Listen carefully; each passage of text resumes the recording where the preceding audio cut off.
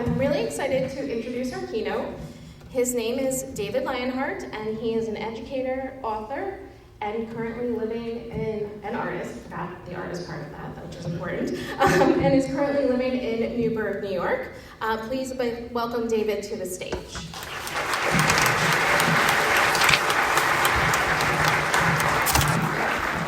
Thank you. I'm a little taller than everybody else that was here. Can I just take a second? How's everybody doing today? This is awesome, man. I'm so excited. I've been really looking forward to this opportunity. And I don't know if I've been around so many amazing artists in one moment all at once. So for me, this is just a really exciting night to be here. So my name is David Lionheart. I'm an artist. I'm a carpenter. I'm an author. I've got some stuff I'll talk to you about that I do in my life. But I'm just interested in doing whatever comes my way that makes me kind of get a little bit better each day. And I'll tell you about my journey and how I found art. So as we move through the slideshow, a lot of the art, all the art that you'll see is mine behind some of the tiles. And if you have any questions when I'm done, I'm going to hang out and go to the exhibit afterward. So I would love to see the artists, meet the artists that are here. I'm here just as much to see you and your work, and really excited about that. So I have David Lionheart Studios. I'm just going to do this instead. Is the name of my studio, and I create in Newburgh, New York. And as an artist just like you, I like to try and find the time whenever I can to be in my studio. But I want to tell you a little bit about how I got into my studio. And I had to do a little bit of digging, but that is me, my senior year in high school, kind of probably similar to some of you. Are there any seniors in here? Lots of seniors? Yep. Cool. So, yeah, put your hands together. That's awesome. We're going to do lots of clapping for you tonight. So, stay hydrated. So I'm going to talk to you a little bit about myself before this photo and a little bit about afterward and how that ties into my art journey. So as a young man growing up, I was in a single-parent home. My father left when we were really young.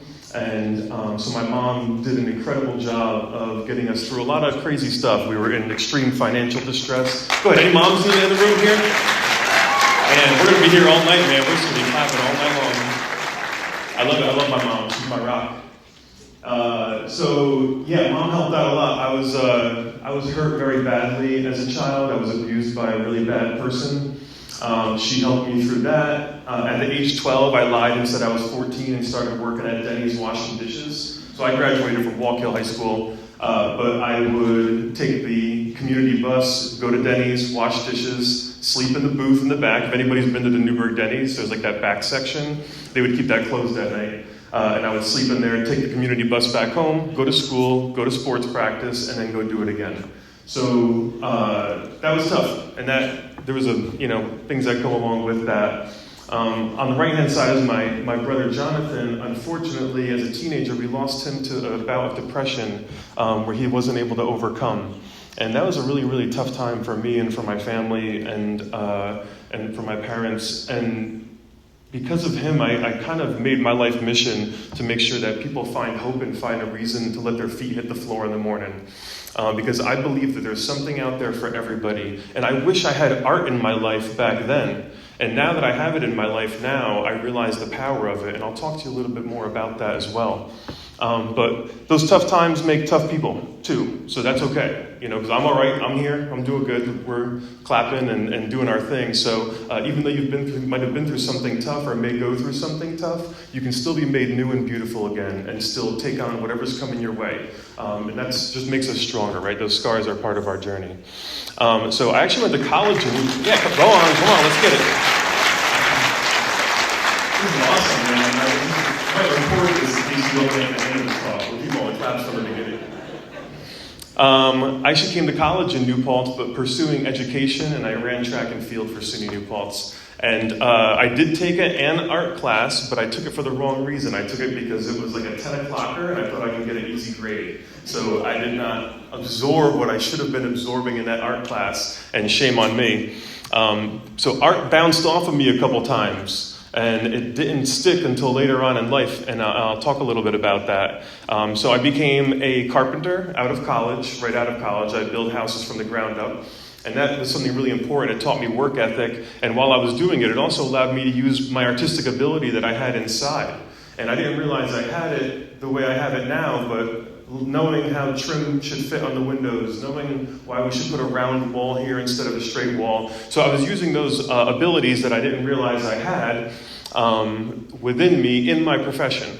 And as I went on in life, about 12 years ago, I had a friend in need, and he was really struggling with PTSD. He was an Army veteran. And so 12 years ago, I started an organization called Play for Your Freedom. And we use fitness, peer-to-peer support to help people get through their problems, whatever they're recovering from. And I work primarily with hospitalized folks and folks from the community who are struggling. We welcome them in. We play sports. We have art available to them, and really just kind of a hello. And we say a lot happens over a bottle of water in our programming. So this is a picture of everybody coming together for one of our huddles after our sports events. But I was asking these folks to talk about things that was really bothering them in order to help them heal and move on and move forward. And I realized that some of the things that I talked to you about my past, I wasn't doing that. Because I didn't really know how to peel the layers back. You know, it's easy to be a tough guy or a tough gal. So by asking them to do that, it forced me to start looking inward at what I should have been doing to help along with my healing process. And that was important. So my wife bought me this piece of artwork that we put in our living room, and I fell in love with it. But to the left of it was this blank wall, and she's like, this was in July of 2019. And she's like, all right, well, we just bought this, so you go to Michael's and get a canvas and get some stuff, and you're going to paint something over here so this wall doesn't look ugly now that we have this piece of art here. I was like, sure, I'll go do it. So this is the first piece of art I made in 2019. So I am technically, I guess, a self-taught painter, but I'm also a carpenter, so I have a whole bunch of cool stuff. I'm a farmer, I grow grapes, so I had burlap that protects my vines in the winter. I've got a snake skin that's here in my yard. I put that on there, and it's a bunch of spackle. I used painter's tape right here, and peeled it off, and then I painted it with the house paint that was the same color as the wall. So that was my first piece of art. And I got so happy. I was like, oh my goodness, this is amazing. Like, one, it's so much fun. So I took all my carpentry stuff out, I got my scaffolding out, my sawhorses, everything, and my family didn't see me for 4 days. Michael's was having a 70% off sale or something like that. And, you know, I had a pickup truck, and I went and got as much as I could possibly carry. And I had house paints and spackle, and I had fun. And then I'm out there realizing, like, whoa, like, this is pretty awesome. So I look back at some of the stuff that I was creating while I was making this slideshow, and it's very different from what I'm doing now. So I'm going to take a little break in this, and wherever you are in your artistic journey, don't think about what others are doing who you feel are in front of you, and don't think about some of the mistakes that you've made in the past or feel like that you've made mistakes, because there's no such thing as that.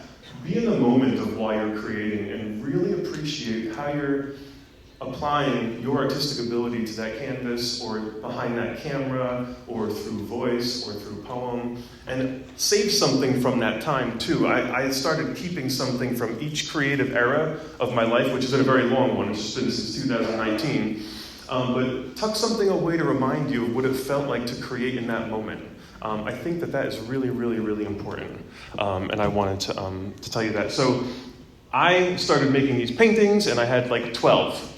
And I had a friend who was a master of fine arts, and I wanted him to come over and look at my art, and I was so excited. I'm like, hey, Brian, come on over.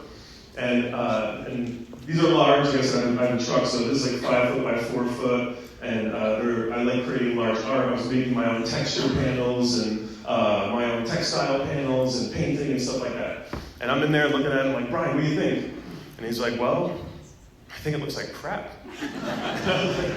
He's like, look at this. He's like, you spray painted this line, all the overspray is all over this. You spent so much time making this stuff, and you sprayed everywhere, and even this, it looks like garbage. He's like, this is horrible. And so clearly I didn't get the result I was looking for when I was seeking his love and advice.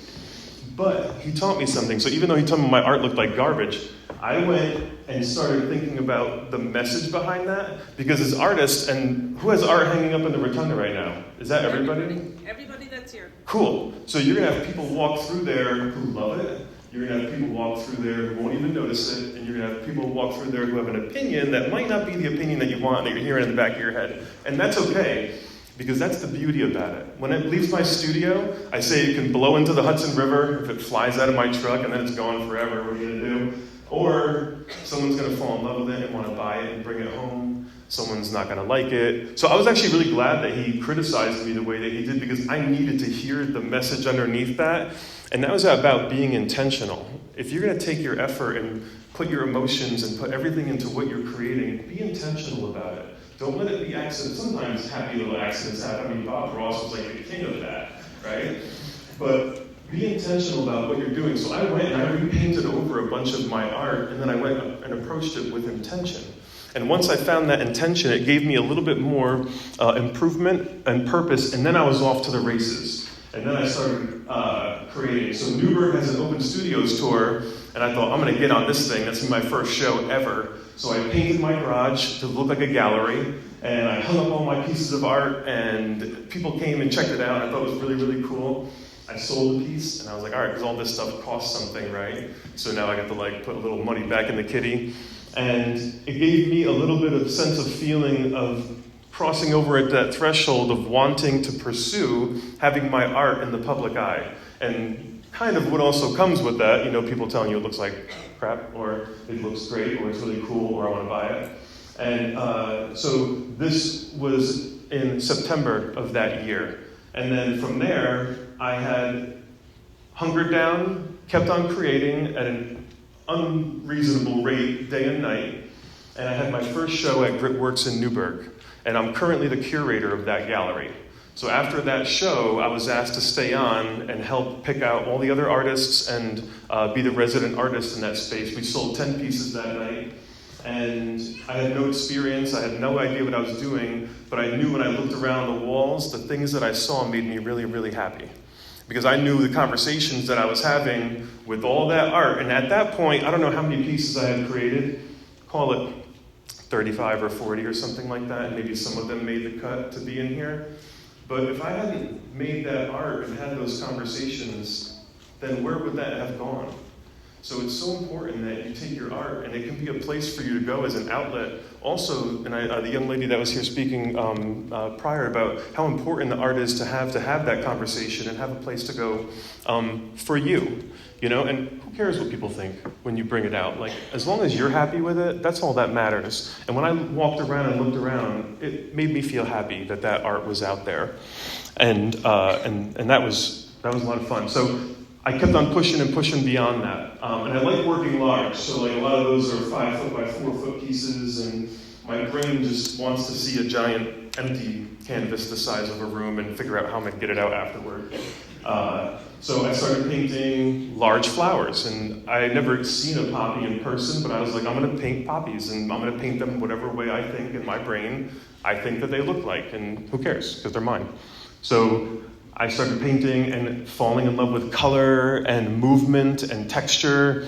I use a lot. There's a lot of depth in my art coming off the canvas, and I just feel like it gives it so much emotion. And so it's kind of me, right? It could be a giant mess, but it somehow is cool and works.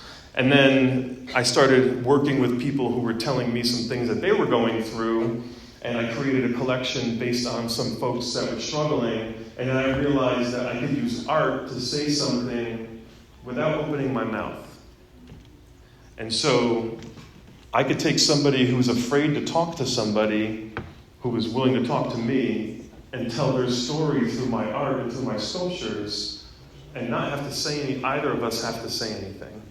And that was a big realization for me, because I'm still discovering myself. And I know I'm a little bit older now, and there's some adults in this audience right now that probably are pursuing art and have a hobby and are doing these things. But I started just digging a little bit deeper into the depth, into the power of what art can do and be for somebody. And it started becoming a lot more for me than being in the driveway trying to paint something to be to the left of the art that my wife bought for me. and as it continues to grow. And those situations will present themselves to you as you continue to create as young artists, young fearless artists. There's no such thing as a race, or there's no such thing as a place where you have to be. Like, I'm so sorry, I forget what her name is, but you nailed it when you said we meet our artists where they're at. That is so important, to meet you where you are at, and that is 100% acceptable. And we can all stand here and say, I am an artist in this room, right? And that's so important. So because I never went to art school or anything, I'm like, you got to get to New York City. Only the most famous artists in the world go to New York City, right? So what do? I call as many galleries as possible in New York City, and they tell me to go kick rocks. They're like, hey, go back to your driveway, guy. I don't know what you're doing. So I worked with a gallery. I ended up paying a bunch of money for a marketing contract with these guys, and I had the main wall in this gallery, and my friends came out, and there was all this big hoopla, and great, that was awesome. But it wasn't fulfilling what I really thought it could have been fulfilling. Like, great, I was in New York City, but I like it here too. Like, I'm just as excited to go to that rotunda to see all of your art as I've been to go see any art exhibit ever, right? Like, this is such an exciting night for all of you, and I'm so happy to go over and do that. So I realized during that point I was pushing for something I thought was the key to success as an artist. It really wasn't. But along that way, it helped me discover myself. Right? And be built to last. Like, so while you're pursuing your art career, make sure you can do it over a long period of time. Make it such a healthy part of your life that you can continue to pursue your artistic goals and dreams. And I think that that's really important. And other situations will present themselves to you. So I always said I might not be the best artist in the room, but I would be the most hardworking artist in the room. And I would continue to create and push and push and push until I hit that successful point to make me happy. So I became a curator at Grit Gallery, and I do everything at the gallery. So it seems like a really easy, great job. Like, you walk in the room, I want your art, your painting, I'm going to put it up on the wall, and then we'll walk away, and then hopefully it sells and we'll go on from there. But I interview everybody, repair the walls, create the ads, all the graphics, the posters, social media, press releases, marketing events. I install the art, I promote all the sales, I remove all the art, I hand deliver it if the client wants it. I help envision the future for the gallery and what we want to say through our expressive shows. I'm expanding our media options. We have film, spoken word, dance, sculpture, to everything. We bring everybody in. If you're creating, we want you to come in and be there. And whether you're a fine artist or it's your first show. We had a high school student exhibit in our gallery 2 shows ago, and it was incredible. So it's also really easy, I see, as an artist to get tunnel visioned and pipeline yourself down a me road and be like, my art's going to be the best. I'm going to sell, I'm not going to tell Stacy about art because then I'm going to sell half the art less. If Stacy doesn't create art, I'm going to sell double the art. And that's not how that works.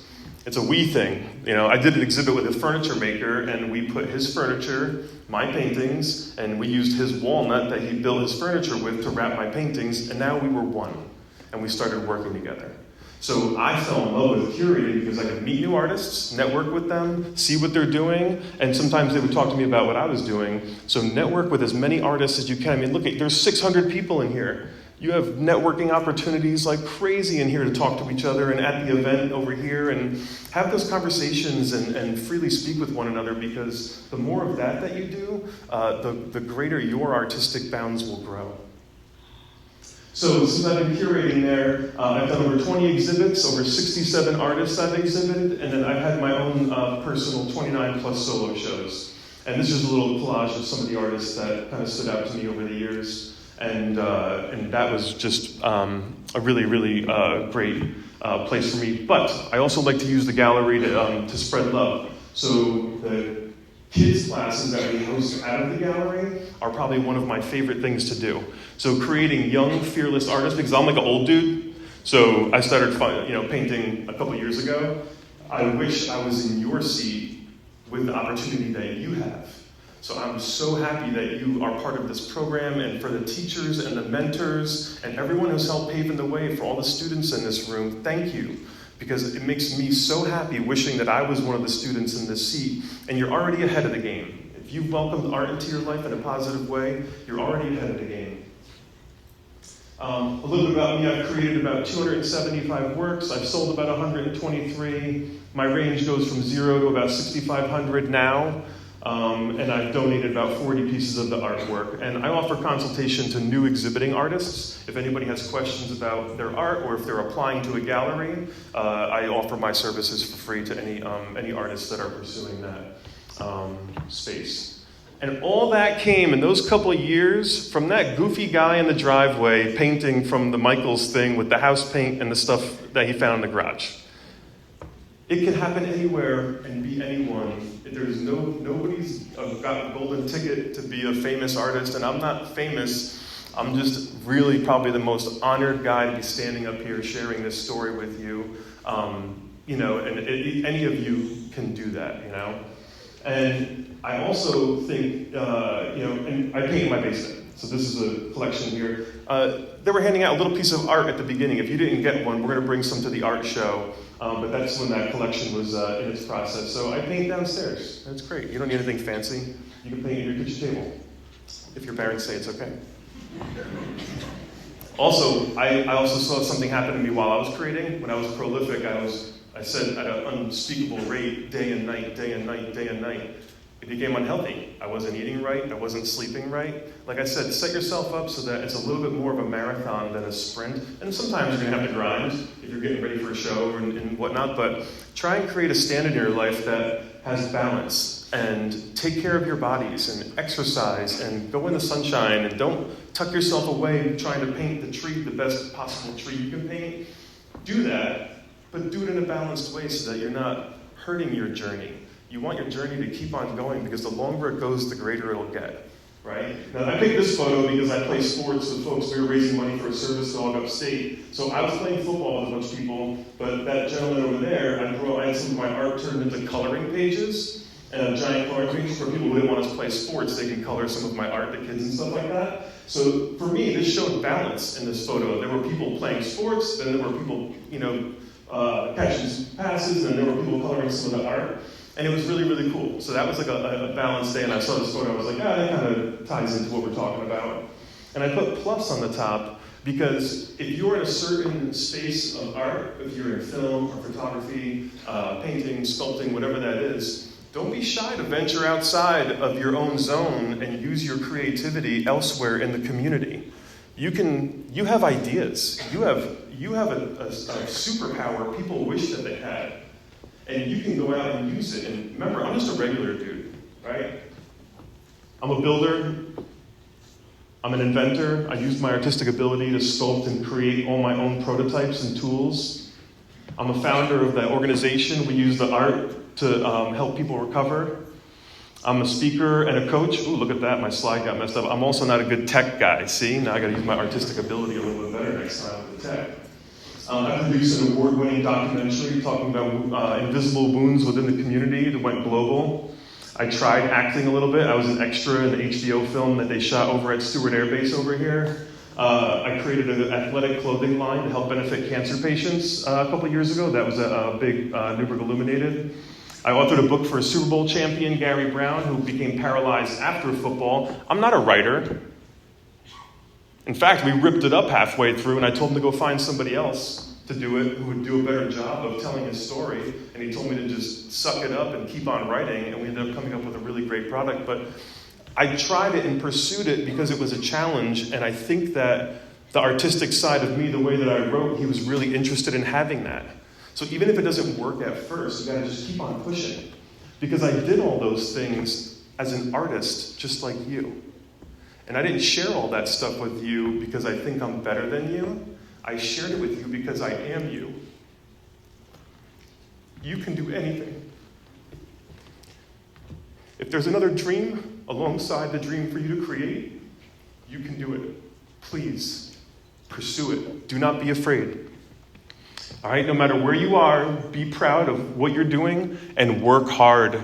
It is not easy. I mean, you see some artists on TV, and it looks like it's like fun, and you like hit the coffee shop and then like go slap a color on the wall. It's hard, right? You're grinding, you're carrying stuff, you're mixing stuff, trying to get the right shot, the lighting, whatever you're doing, right? Create outside your box and share your gift. Don't think by giving your gift to somebody else it's going to dilute your quality of product. And then fail fearlessly until you succeed and have fun while you're doing it. I love screwing stuff up. It comes out to be the best stuff ever. I don't waste any paint in my studio. It all goes onto canvases around the room. Sometimes my wife comes down to him. She's like, I hate that. Doesn't look good. I said, get out of here. You don't need to be down here. This is my kit. This is my space down here. Create balance for yourself. Care for your body and for your mind so you can continue to create and help people around you create. Seek inspiration, talk to your fellow artists, inspire others, and speak from the heart. If you're worried that somebody walks past your painting tonight in the Retina, don't worry. If you're happy with it, one day someone's going to want to listen to your story and hear about your art. I promise you, if you keep working hard, somebody will. Right? I promise you.